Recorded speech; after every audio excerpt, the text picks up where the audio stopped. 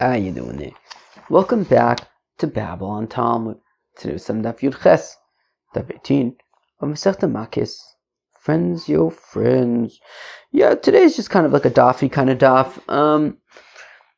What's interesting about this daf, which isn't that interesting, is that I prepared the daf on a bus and I reviewed it in a combination of temporary places.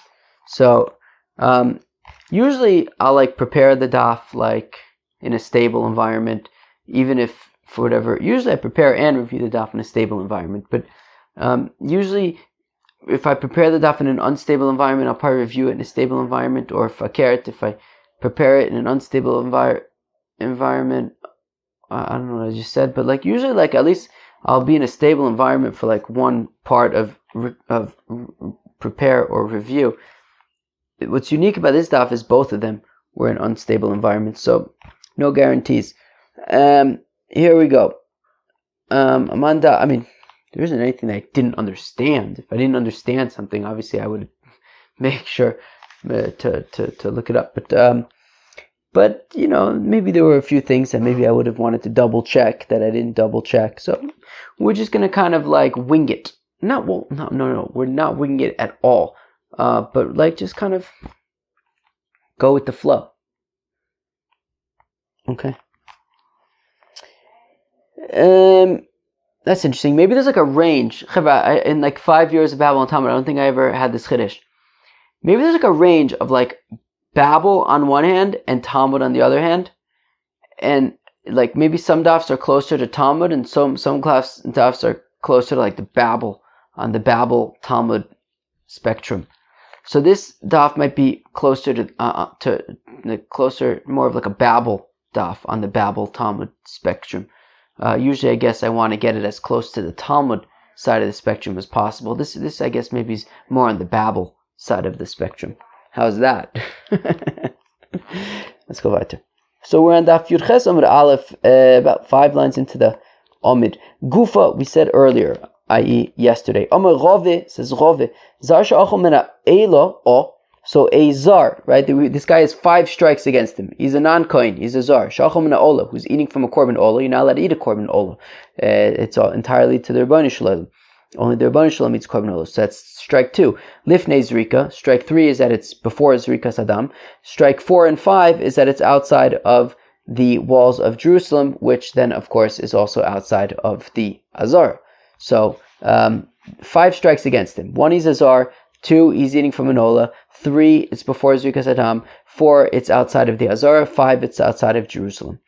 The Reb Shimon loike chomish. So according to Reb Shimon, he gets makos 5 times for those 5 offenses. V'loke nami, but why don't we additionally give him makos? Mishum v'zar lo yochal ki kodesh heim. That the pasuk says by was this by Miluim? No, or this is where? Yes. Yeah, I believe this is by the Miluim, right? Yeah, by the Miluim, when the Kohanim were becoming Kohanim. So it says, "V'achlu oisam asher kupar boim lemale es yodam lekadesh oisam v'zar lo yochal ki koyreshem." That a zar. Okay, so there's also that lav as well. In addition, right? So meaning, I guess, it's a general prohibition against zars, but there's also another lav that was mentioned in the Torah in the context of miluim.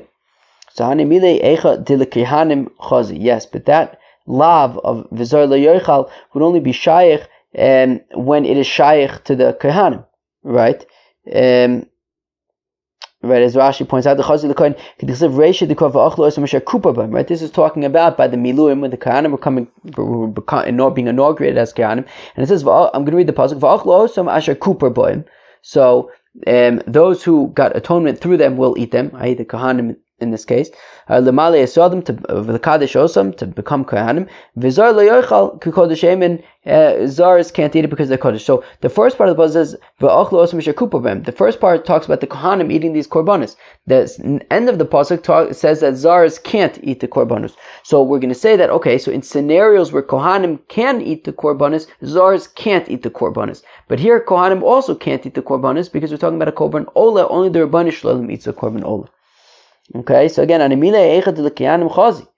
the lav of v'zalo yochal kikodeshem would only be shaykh in a scenario where it's fit for kehanim to consume. However, here the kehanim nami lo chazi. Here, however, the kehanim also are not fit to eat a korban olah because only the Rabbanu Shalom eats a korban olah. V'lilke nami mishum. Why do they not, however, receive a sixth bout of lashes for the following? Uvasar basode treifa lo sochelu. The pasuk could have just said uvsar treifa uvasar treifa lo sochelu. It could just say don't eat treif meat, but it says uvasar basode treifa lo sochelu. From the extra word sode in the field, what's it teaching us? That kevan shiyatzer basar chutz lemechitzasoy ne'eser. That once meat leaves its mechitza, I guess in this case the azara, it becomes osir. So let's say, so by eating this korban olah, he's also in violation of basar basada treifa lo sochelu. Don't eat that meat. Right? Right, and here it's outside of Yerushalayim, so certainly should be in violation of basar basada treifa lo sochelu. So hani mile echad bifnim chazi. Yeah, but that would only be osir when it was fit, when it's inside the inside where in whether it's in the Azara or in Yerushalayim, wherever it's supposed to be. So when the korban is edible inside, well then there is a lav for eating it outside where it's supposed to be. But hacha b'fnim nami lo chazi. But here also inside the Azara, you also can't eat an olah, because again, only the Rabbeinu Shalom eats a korban olah. I gotta rub my nose. Sorry, Mom. Okay, fine. Where are we? Wait, I gotta rub it some more. Sorry, Mom, again. Okay, let's go weiter. V'lokanami kid Rabbi Eliezer. Oh, but why don't we give Makos like Rabbi Eliezer? What does Rabbi Eliezer say about Makos? Rabbi Eliezer says, Rabbi Eliezer lo yoichal ki kodesh hu. What pasuk is this? Oh, so if there's leftover miluim meat, lo ye'achol ki kodesh hu. It cannot be eaten. Okay, this was the very next part, right? The previous pasuk I said v'achlu osam asher kupar boim. The very next pasuk says,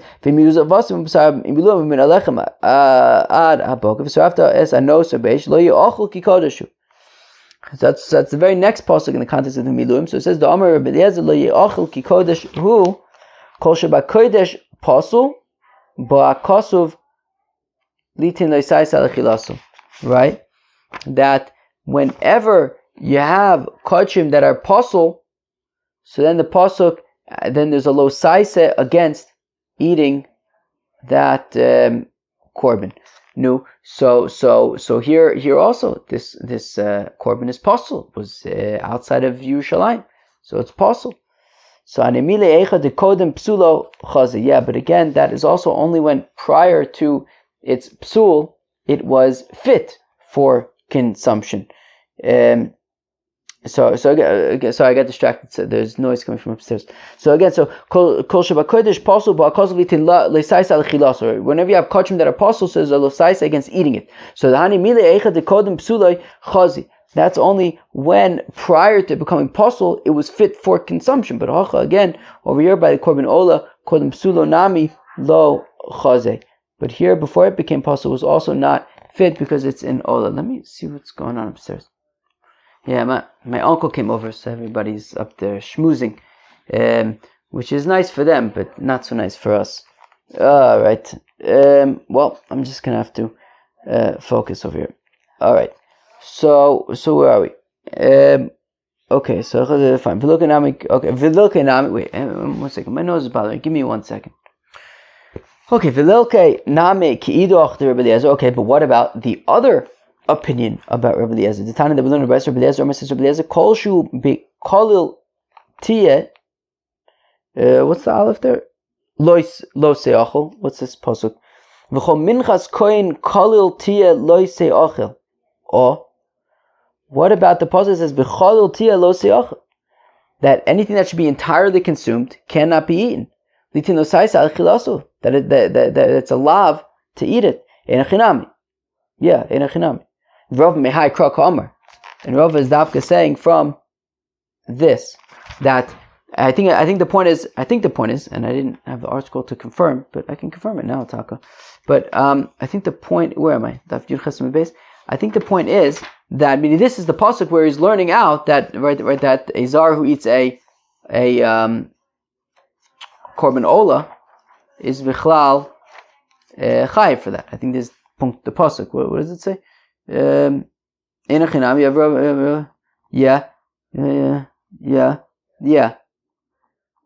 I think that's the point. Right. Yeah. Okay. Yeah. I think that's the point, right? I think the point is that's kind of like where Rav is dafka learning out this whole thing about eating a korban ola and being chayiv for that. Okay, so that's the point where it's being learned out from. Amar of Gidol, Amar Rav. Koin sha'achol mechatos ve'asham.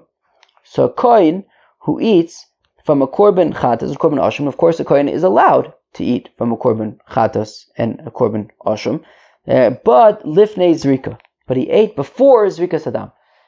He's supposed to wait until after zrikas adam, after kind of all the kind of the steps, the process of offering the korban is complete. So then he can eat it. But here he ate it before zrikas adam. Loke, so he gets makis. My time, how come? To Amar Krab, because the Bible says v'achlu osam asher kupar boim. That the pasuk says v'achlu osam. When can you eat them? Asher kupar boim. After there's already been the atonement, after the zrikas adam, at that point can you eat it? Implying lacher kapara in lifnei kapara lo. Implying that you can eat the korban after the kapara, but not prior to it, which is basically lav abam mechlal esse lav hu, and a negative a lav mitzvah slosa. I say that. Somebody else is here now. Oh, this is no good. Oh, that's my brother.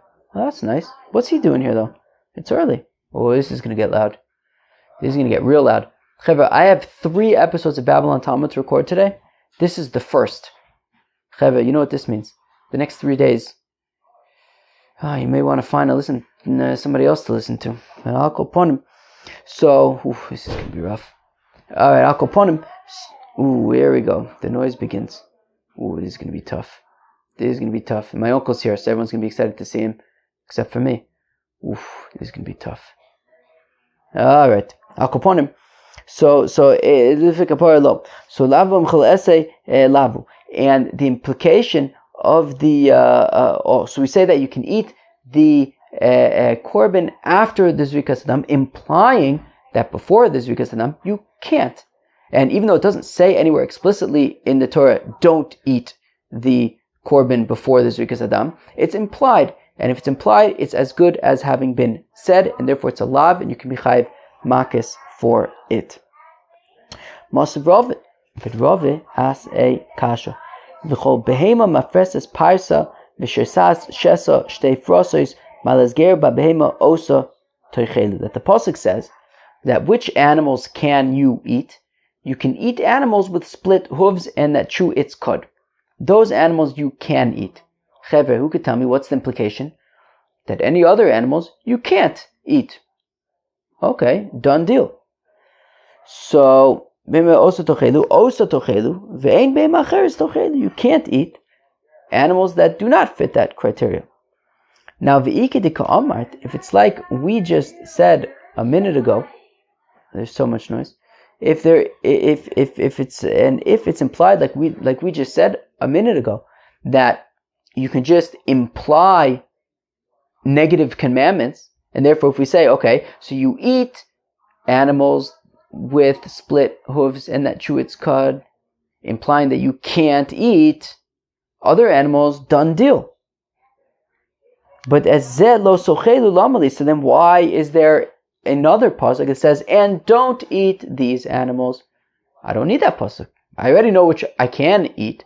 And if we're saying that if anything implied is basically as if it's written, essentially, so then we already know that we can't eat any of the other stuff. So why say as zeh lo sochelu? Lamali, how come? Ela it mahachit, rather, if you're going to state it, state the following way. Rather, an implied lav is not considered an actual lav.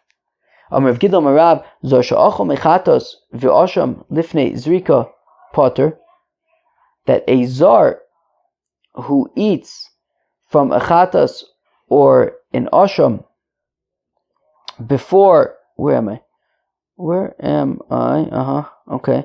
That a zar who eats from a chatas or an osham before zrikas adam is part of my time. How come? The Amar Kakas says v'ochlu osam asher kupar boim. That the pasuk says, who can eat the korbanos? Those, right. Asher kupar boim. Those who were atoned by them. Kohanim can eat the korbanos. Kolechet the karinan bay v'ochlu osam asher kupar boim. Karinan bay v'zar lo yochal lo yochal ki kodesh. That whenever where am I? Wait, what did you say? So zar she'achol mechatas v'asham lefnei zrika potter. Interesting. So a zar who eats from a chatas v'asham before zrika is taka potter. My tamakam, because the Amrika v'achlu osam asher kupar boim kol hechet the karinan bei v'achlu osam asher kupar boim karinan bei v'zar lo yochal ki kodeshin. That whenever I could say, whenever the kohanim can eat them, right? Which is after kapara, after zrikas adam. So when the kohanim can eat them, i.e. after zrikas adam, so at that point it would be a lav for a zar to, if a zar eats it. But when we don't say i.e. before zrikas adam, well then lo karinan bei v'zar lo ye'achol, we also would not apply v'zar lo ye'achol at that point, meaning because those two things are linked, right? V'zar lo ye'achol is linked with the kohanim being able to eat it at that point. Amar Rav Elazar Amar Rav Hoshaya says, Rav Elazar Amar Rav Hoshaya, Bikurim hanocha me'akeves bohen kriya ein me'akeves bohen. This is going to come up on tomorrow's daf as well. That says Rav Elazar Amar Rav Hoshaya that when it comes to bikurim, first fruits, hanocha me'akeves bohen. Basically, what does the pasuk say? The pasuk says by bikurim, it says v'hinachtoi lifnei mizbach Hashem Elokecho, that you take the bikurim, right? So somebody, of course, there's the first fruits, right? The shivas aminim, and he kind of, I think, like ties like a ribbon around, like your first fig or whatever, and you take your first fruits, you bring them to Yerushalayim. You bring them to the Beis Hamikdash, and you put them down next to the Mizbeach, and you say, V'anisa v'amarto arami ovid avi, right? V'anisa v'amarto f'neshem elekecha arami ovid avi, v'ered mitzayim, etc., like we said at the Passover Agada. So there's two things that the Psukim say, right? Putting them down by the Mizbeach, that's one thing. That's hanocha. The other thing is kriya, is reading, saying mikra bikurim. Now, if you remember in our Mishnah, what did we had say? Our Mishnah had said that you have to do mikra bikurim is a requirement. If you eat bikurim before, not just hanocha but also kriya, you'll be chayiv makos. We then saw, right? We saw that this is the opinion of Rabbi Akiva and Rabbi Shimon. We saw in the Gemara yesterday. But the Chachamim argued and said, no, only hanocha is me'akev, kriya is not me'akev. So now what's the Gemara saying? Amar Rav Elazar, Amar Rav Hoshaya, bikurim hanocha me'akeves, but in kriya ein me'akeves. But so Rav Elazar, Amar Rav Hoshaya is saying like the Chachamim, that kriya, that hanocha is me'akev, kriya is not me'akev. Amar Rav Elazar, did Rav Elazar really say this? That by bikurim hanocha is me'akev, kriya is not? V'amar Elazar Amar Rav Hoshaya, hifrish bikurim koidem lachag. So now bikurim, the way that bikurim works, bikurim are generally associated with Shavuos. But you don't have to bring the bikurim to Yerushalayim on Shavuos. You can bring it at another, I don't know, in the middle of the summer as well, whenever. Now the thing is, between Shavuos and Sukkos, if you bring bikurim, you do anocha, you put it down by the mizbeach, and also kriya, mikra bikurim, arami ovid ovi. After Sukkot, if you bring bikurim, you don't say arami ovid ovi. You don't do mikra bikurim. So now, hifrish bikurim koidem lechag. If a person separated his bikurim before Sukkot, over alein echag, but then Sukkot passes and he has not yet, brought them to Yerushalayim, yirkavu. Well, you just let them rot. You just let them rot. You don't bring them. My love, how come you just let them rot? Mishum de lo matzi lemikra alein. Because, so we want to assume it's because you can't do mikra bikurim anymore, and since you can no longer do mikra bikurim, and mikra bikurim is me'akev, you have to do it. Just let him rot. And if it's like we said, and if we said that Rabbi Lazar Rabbi Shaya says that bikurim anocha ma'akeves ben kriya ein ma'akeves ben, well then amai you're covered. Why do we have to rot him? It's not. Mikra bikurim is not ma'akev. So kid Reb Zera. The answer is because it's like Reb Zera. We've seen a number of times this great principle of Reb Zera. Dam Reb Zera kol haroi lebila ein bila ma'akeves bo v'chol she'eino roi lebila bila ma'akeves bo. That of course bila is that when it comes to korban mincha, we'll be learning menachos probably in like a year from now, maybe even less. In menachos we're going to learn about that when you have a korban mincha. So I think it's 60 sa'ah. Is that it? 60 sa'ah. Isarons. If you have 60 sa'ah might be a lot. I don't know. 60 isarons would be mixable. You can knead them. You can mix them. 61 isarons is too much. You can't mix it. Now the interesting thing is that you don't actually have to mix the flour. And yet we're saying 61 is too much because you can't mix it. But you don't have to mix it. The point is you have to be able to mix it. Haroi lebila, as long as you can mix it, even if you didn't mix it, it's fine. But if it's impossible to mix it to begin with, then it's a problem. You have to at least be able to mix it. So here also, between Shavuos and Sukkot, if you didn't, where you're able to do mikra bikurim, so even if you didn't, okay, fine. But after Sukkot, where you can no longer do mikra bikurim bichlal, well then we say, well that's a problem. That's not okay that you're bringing it at a time when you can't even fulfill mikra bikurim if you wanted to. Then just let it rot. Okay. Rabbi Acha bar Yaakov masin lo ke de Rabbi Asi am Rabbi Yochanan v'kasha de Rabbi Yochanan de Rabbi Yochanan. So I understood this to mean that Rabbi Acha bar Yaakov teaches this teaching not from Rabbi Lazar,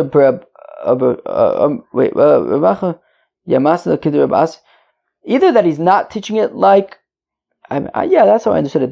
That Rabbi Acha bar Yaakov taught that it was Rabbi Asi Rabbi Yochanan who says bikurim anocha ma'akeves bohen kriya ein ma'akeves bohen. I.e., that the opinion of Rabbi Yochanan is that anocha is ma'akev by bikurim, but not kriya. V'kasha de Rabbi Yochanan, however, this is contradictory because Rabbi Yochanan bikurim anocha ma'akeves bohen kriya ein ma'akeves bohen. Because does Rabbi Yochanan in fact say anocha ma'akeves, not kriya? I got to rub my nose again. Why do I have to rub my nose so much? V'ha ba mine Rabbi Asi Rabbi Yochanan. Rabbi Asi taka asked Rabbi Yochanan, bikurim me'emosai mutarin l'kehanim. At what point can kohanim eat the first fruits that I brought to them?